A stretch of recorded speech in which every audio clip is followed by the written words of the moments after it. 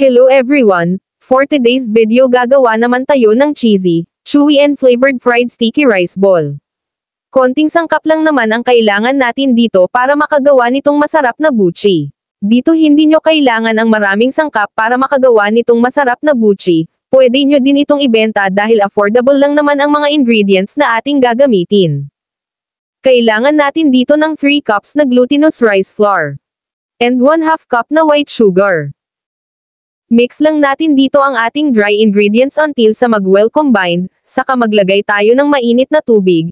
Nasa 250 ml itong tubig na ating gagamitin, gradually and then i-mix natin ito. Kapag hindi pa natin na-achieved ang ating dough, i-add natin dito ang remaining hot water.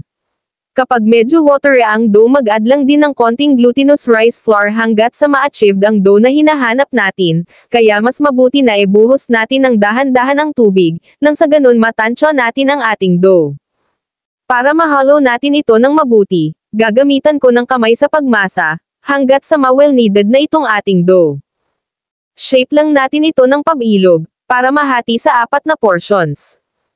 Dito sa bawat portion, maglagay tayo ng food flavoring. 3 klase ang ilagay natin dito. Pwede naman food coloring ang gagamitin nyo.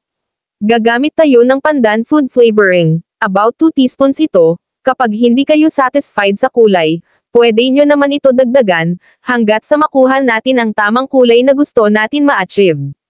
Next, strawberry flavor naman ang isa sa ating gagamitin. Nasa 2 teaspoons din ito. Or pwede nyo naman tansyahin kung gaano kadami ang gusto nyong ilagay.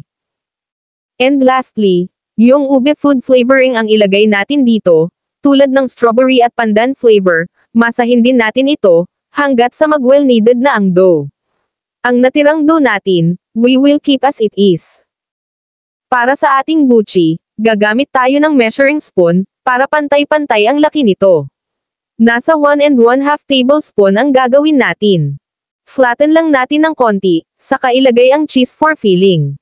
Kung ayaw nyo ng cheese para sa ating filling, pwede naman kayo maglagay ng kahit anong filling na mas prefer nyo ilagay sa ating buchi.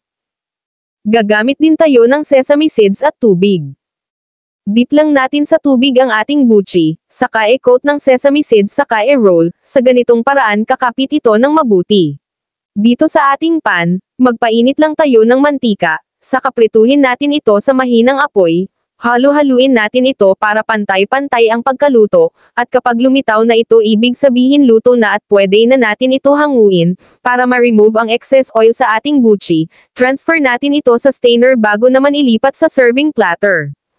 At sanay nagustuhan nyo ang ating video for today, at huwag kalimutang mag-follow, subscribe, comment and share. Thank you for watching and happy cooking!